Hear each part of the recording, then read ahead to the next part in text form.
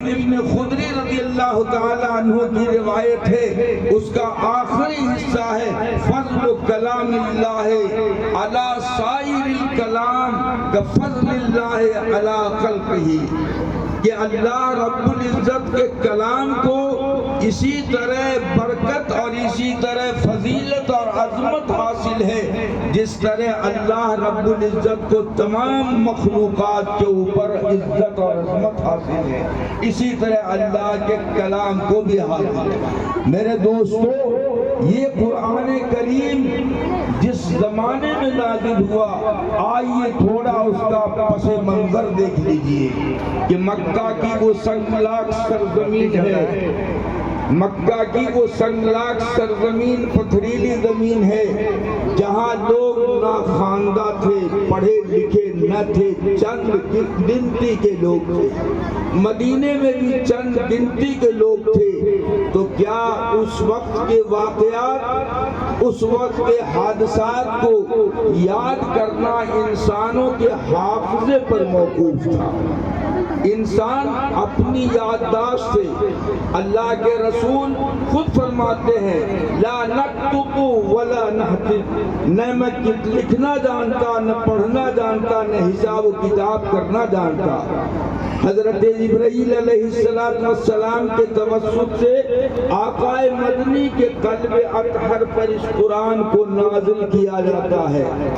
اللہ کے رسول صلی اللہ علیہ وسلم کے سامنے جب وحی آتی تو جلدی جلدی آپ اسے دہرانا چاہتے تھے۔ اللہ نے فرمایا کہ جلدی مت کرو، اس کا یاد کرا دینا اور اس کو تمہارے دل میں جما دینا، یہ میرا کام ہے، اپنی زبان کو حرکت نہ دو۔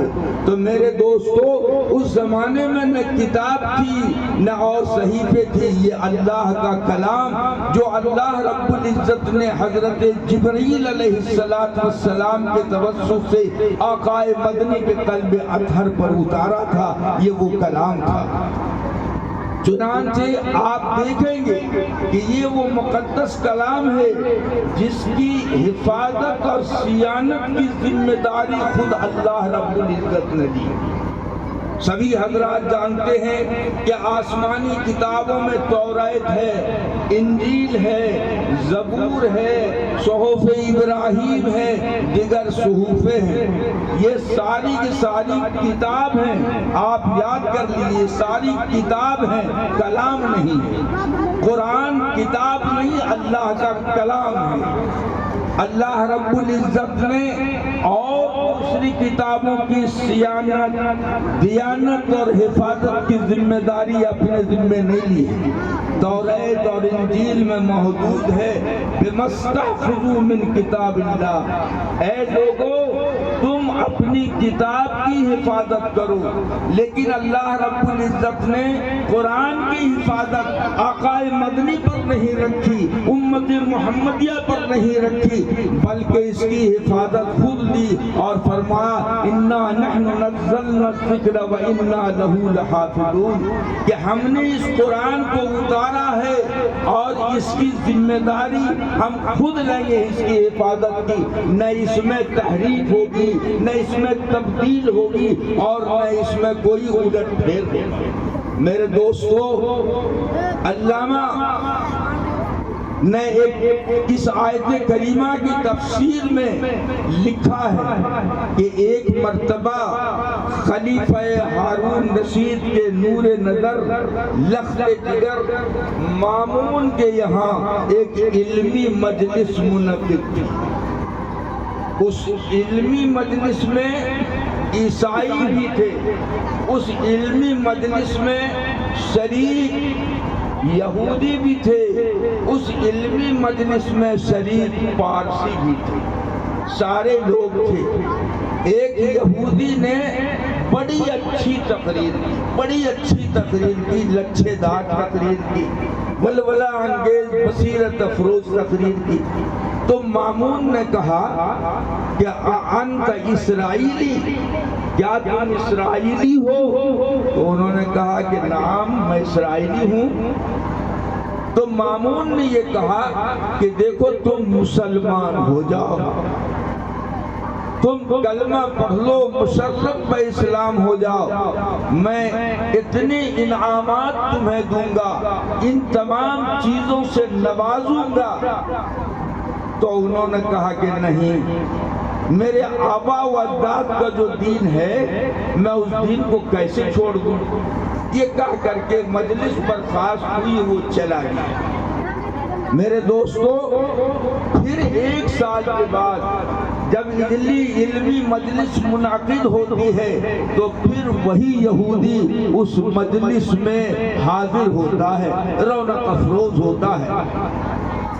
اس وقت انہوں نے بڑے اچھے انداز سے مامون نے کہا، کیا تم وہی آدمی ہو جو 1 سال پہلے تم میری مجلس میں شریک ہوئے تھے؟ کہا کہ ہاں میں وہی آدمی ہوں۔ اس وقت تو انہوں نے ایک فقہ کے اوپر بڑی اچھی تقریر کی، بڑی دلکش تقریر کی۔ تو انہوں نے کہا کہ کیا تم مسلمان ہو گئے ہو؟ کہا جی میں مسلمان ہو گیا ہوں، آج آپ کے دربار میں مسلمان ہو کر آیا ہوں، میں مسلمان ہو کر آیا ہوں۔ کہا کس داعیہ نے تمہیں مسلمان بنا دیا، کس چیز نے مسلمان بنا دیا؟ جواب سنیے میرے غیور مسلمانوں، موسیٰ پور سرزمین کے باشندوں، ذرا سنو اور اسے اپنے دل میں محفوظ رکھو۔ وہ یہودی کہتا ہے کہ میں نے جب آپ کی مجلس سے میں گیا تو میں نے توریت بھی منگایا، انجیل بھی منگائی، زبور بھی منگایا، اور 3 طرح سے میں نے اس کو لکھا، تحریف کر کے، تبدیل کر کے۔ میں نے اس کو ڈوبیو پر بھیجا، میں نے کتب خانے میں بھیجا تو وہ ساری کتابیں بک گئی، کسی نے اس پر نکیر نہیں کیا۔ چنانچہ میں نے قرآن کو بھی منگایا، پھر قرآن کو بھی میں نے اسی تحریف کے ساتھ لکھ کر کے کتب خانے میں اور بازار میں بھیجا، تو کتب خانوں والوں نے اور لوگوں نے اس کو مسترد کر دیا کہ زیر کی تحریف ہے، زبر کی تحریف ہے، کہیں مضمون کی تحریف ہے۔ میں یہ سمجھ گیا کہ یہی وہ کتاب ہے جس کی حفاظت اللہ نے خود اپنے ذمہ لی ہے، آج اس کی حفاظت موجود ہے۔ میرے دوستو، پہلے عرب میں، مکے میں سارا دار و مدار عقل کے اوپر ہوتا تھا، حافظے کے اوپر ہوتا تھا۔ چنانچہ علماء نے لکھا ہے کہ کانت عقولہم، کہ ان کی عقلیں اور ان کا دل حقیقت میں حافظہ، اشعار اور دیوان کا محافظ ہوتا تھا، یہ ان کی عقل تھی۔ لیکن قرآن کریم کو جب اللہ رب العزت نے اتارا اور نازل کیا تو اس کی حفاظت ذمہ داری خود لی۔ چنانچہ یحییٰ ابن اقسم فرماتے ہیں کہ میں حج میں گیا، سفیان ابن عیینہ سے ملاقات ہوئی تو میں نے کہا، اس واقعے کا ذکر کیا ان سے، تو انہوں نے کہا کہ دیکھو توریت میں تحریف ہو سکتی ہے، انجیل میں تحریف ہو سکتی ہے، زبور میں تبدیلی ہو سکتی ہے، لیکن قرآن میں زیر زبر پیش تک کی بھی تبدیلی نہیں ہوگی۔ یہ تو انجیل میں موجود ہے، بِمَسْتَحْفِظُوا مِنْ کتاب اللہ، کہ تم اللہ کی کتاب کی حفاظت کرو، لوگوں کی ذمہ داری۔ ظاہر ہے کہ جس کو اللہ رکھے اسے کون چھوڑے؟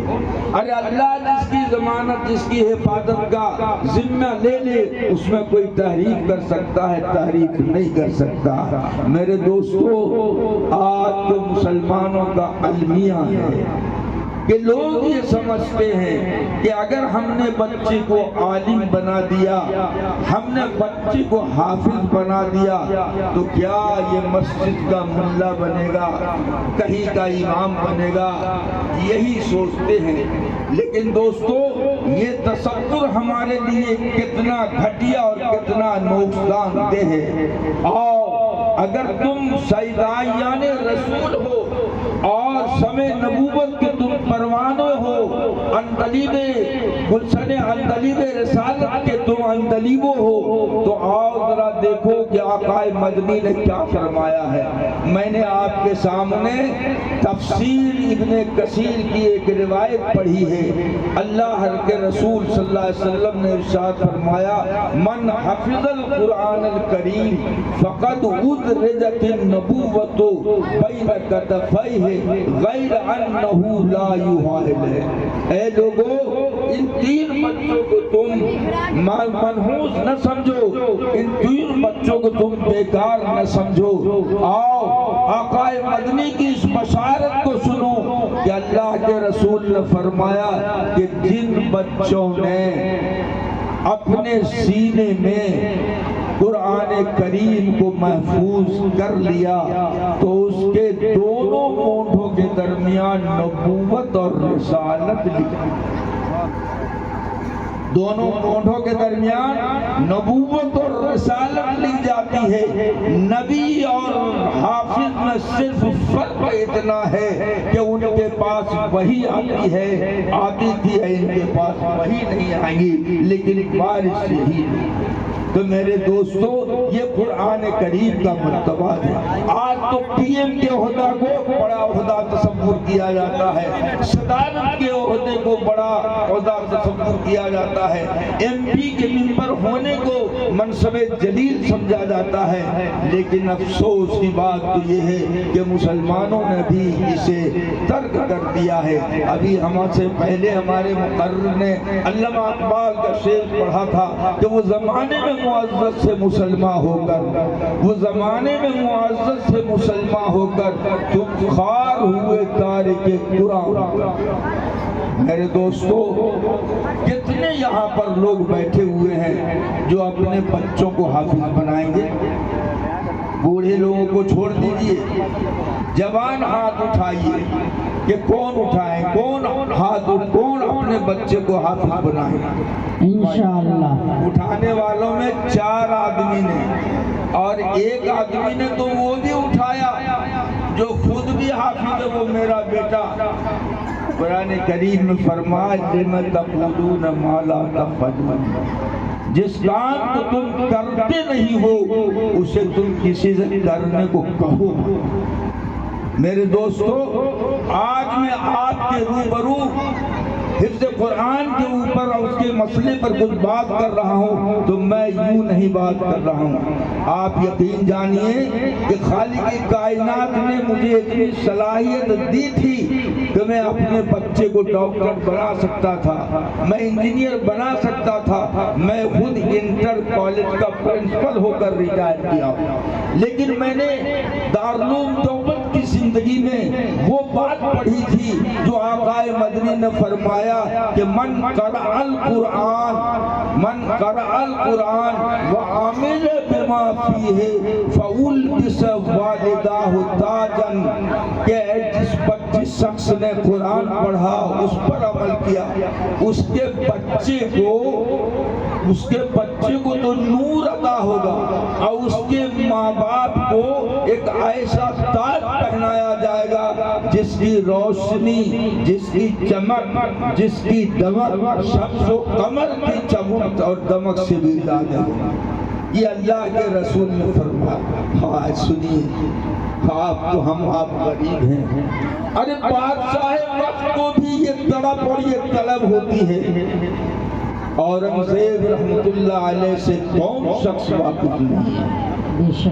کون شخص واقف نہیں ہے؟ اگر وہ ایک طرف بادشاہ ہے تو دوسری طرف وہ عالم دین بھی ہے، دوسری طرف متقی و پرہیزگار بھی ہے۔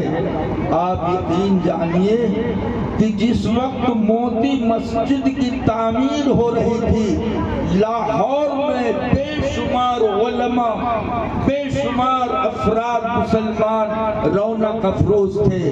عالمگیر رحمت اللہ علیہ نے فرمایا کہ اس مسجد کی بنیاد وہ شخص ڈالے گا جس کی نماز تہجد کبھی قضا نہ ہوئی۔ علماء حیران ہیں، فقہا حیران ہیں، رؤساء حیران ہیں کہ کون ایسا ہے جس کی نماز تہجد قضا نہیں ہوتی ہے، کوئی نہیں نکلا۔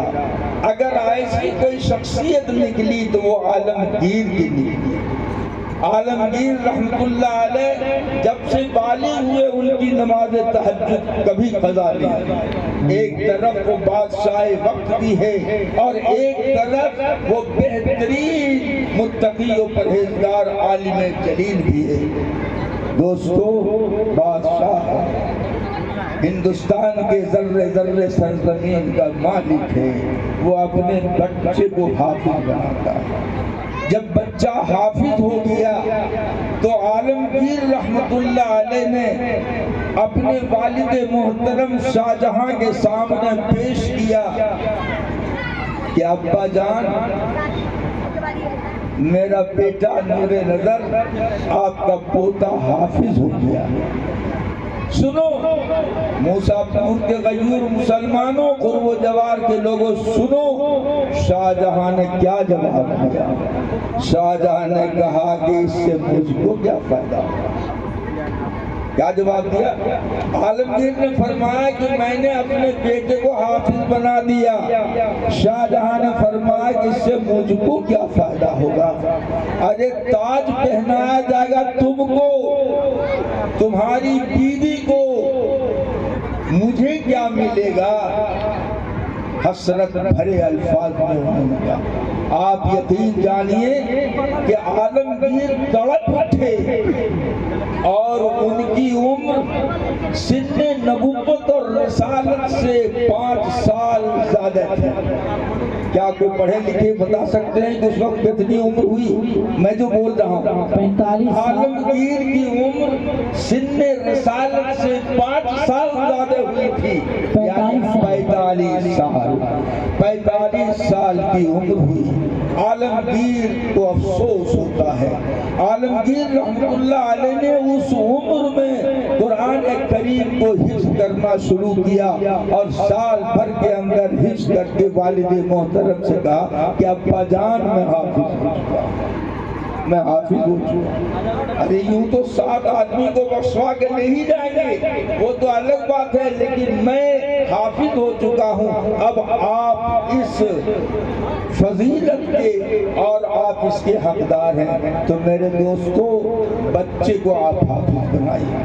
لیکن میں تقریر میں کہیں جلسے میں جاتا ہوں تو ہمارے علماء کرام خطبہ اعظام ہاتھ اٹھاتے، اٹھاؤ ہاتھ اٹھاؤ، کیا کرو گے کیا کرو گے؟ لوگ لاجن شرمن ہاتھ اٹھاتے